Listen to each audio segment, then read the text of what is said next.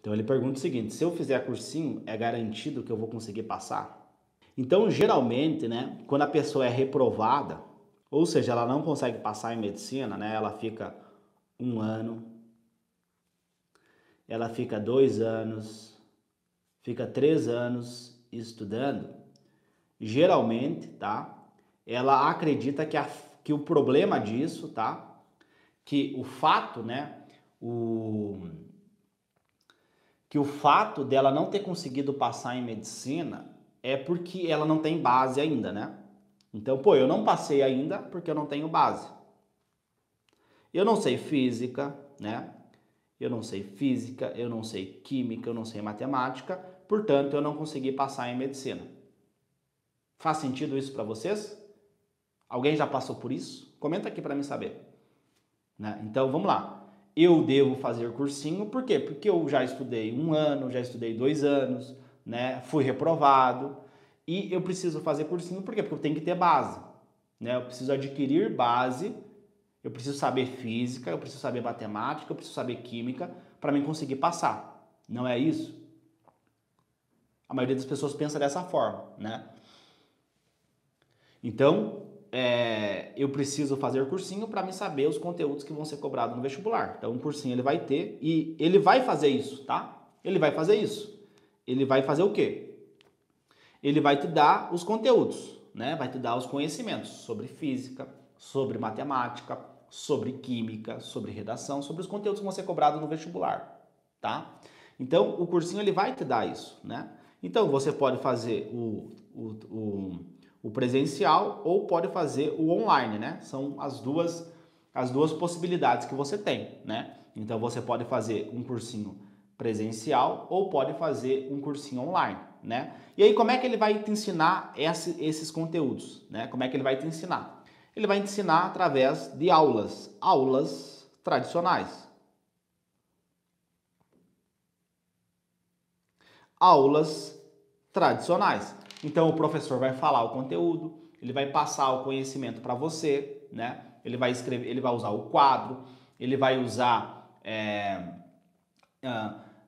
os slides, né? Vai passar aquele conteúdo para você. Então ele vai copiar no quadro ou usar os slides e você vai anotando aquelas informações, tá? Anotando aquelas informações. Então são aulas, isso eu chamo de método tradicional, né? É o método tradicional, tá? É o mesmo método que a minha bisavó utilizou, é o mesmo método que a minha avó utilizou, é o mesmo método que a minha mãe utilizou e é o mesmo método que eu utilizei na época que eu estava na escola, né? Eu não usei esse método para passar em medicina. Esse método nunca funcionou comigo, tá?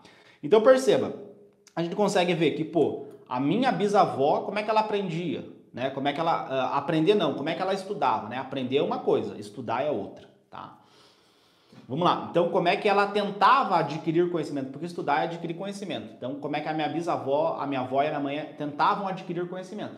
Indo para a escola, sentando e escutando o professor falar, né? Então, o professor falava, ele escrevia no quadro, né? E você ficava escutando aquilo, tá? Antes, né, até o pessoal perguntou para mim sobre a neurociência, né? Pediu um livro recomendando e eu recomendei esse livro, né? Então, o que a neurociência diz para nós, tá? Então, os cientistas, os neurocientistas, o que eles falam para nós sobre esse tal de método tradicional? Eles falam que esse tipo de método não funciona. Por quê? Porque a tua taxa de retenção, ou seja, o quanto você consegue absorver de conhecimento nesse modelo tradicional é muito baixo, é 5%. Ou seja, é baixíssimo a tua taxa de retenção.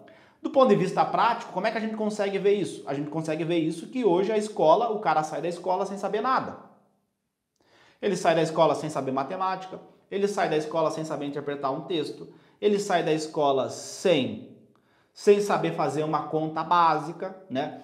E eu falo isso porque eu fui essa pessoa e hoje, como eu recebo muitas mensagens, né, de pessoas do Brasil inteiro, eu consigo ver na prática, no que a pessoa escreve, né? Erros do português, a pessoa não consegue se expressar, a pessoa não consegue interpretar. Às vezes um vídeo meu que eu tô querendo falar X, o cara interpreta Y, porque ele tem um déficit de interpretação textual, ele não consegue interpretar as informações, né? Então a gente consegue ver esse gap gigantesco na educação brasileira, haja vista o método tradicional.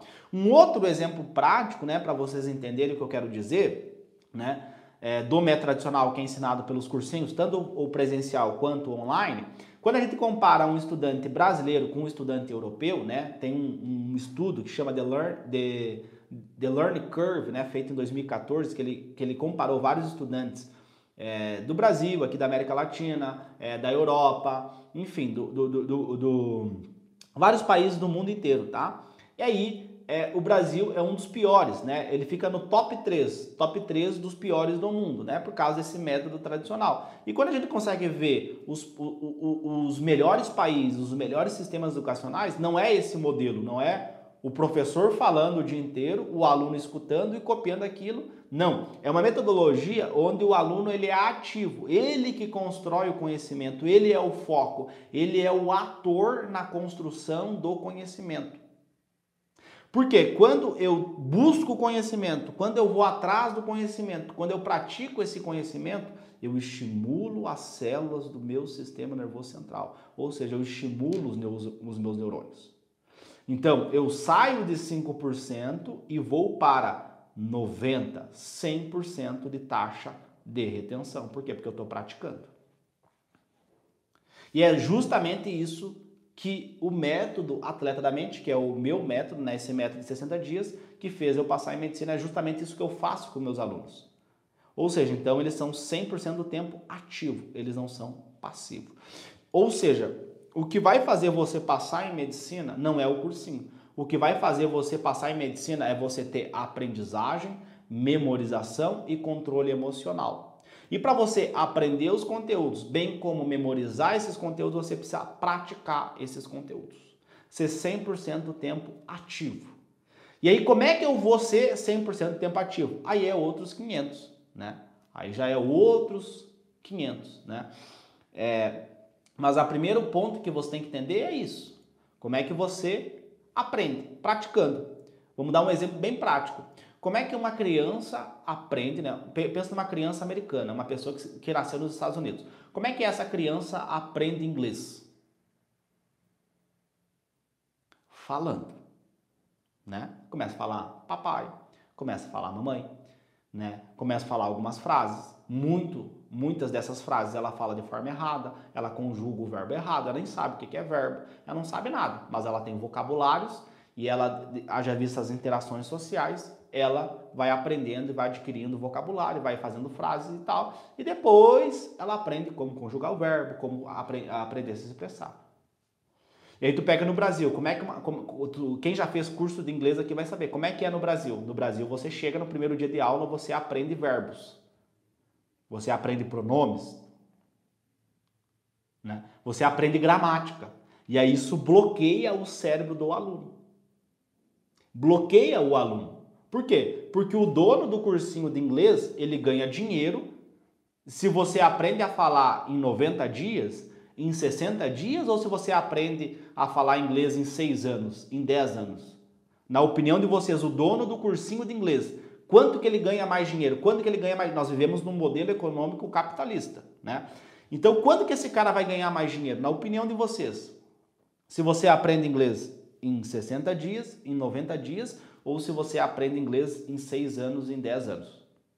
Comenta aqui. Qual desses dois cenários vocês acham que ele mais ganha dinheiro?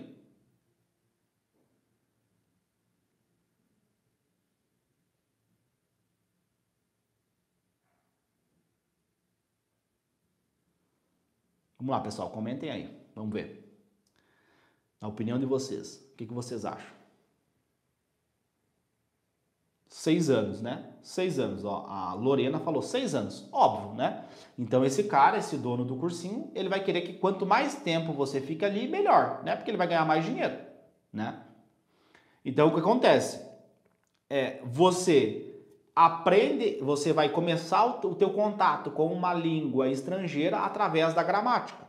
Aquilo bloqueia o teu cérebro, você gera uma resposta emocional ruim, e aí passa um ano, 2 anos, 3 anos, e você não consegue falar uma palavra em inglês, você não consegue se comunicar, né? Você não consegue se expressar, a pessoa fala e você não entende nada. E de forma análoga acontece exatamente isso no estudo para passar em medicina, né? Então hoje eu faço, né, eu tenho ferramentas baseadas na neurociência para fazer o meu aluno, tá? O meu aluno fazer em 60 dias o que um vestibulando comum demora 3 anos para fazer. Então esse meu aluno, aplicando a minha metodologia em 60 dias, ele consegue ter mais resultado do que uma pessoa em 3 anos. E já aconteceu várias vezes nesse primeiro ciclo de 60 dias, o meu aluno já conseguir passar em medicina, estudando apenas 60 dias. Ou muitas vezes menos que 60 dias, como teve uma aluna nossa que passou em 55 dias. Ela conseguiu passar estudando apenas 55 dias. Por quê? Porque ela começou primeiro praticando, né? Você pratica primeiro. Por quê? Porque você aprende errando. Você precisa errar muito, né? Enfim, aí tem várias estratégias, né, dentro desse contexto. Não é só fazer, por exemplo, provas, né? Eu recomendo o meu aluno fazer uma prova e 3 redações, né? Então ele precisa fazer uma prova e 3 redações. Esse é o nosso regime de treinamento dentro do método Atleta da Mente. Então, uma prova e 3 redações toda semana.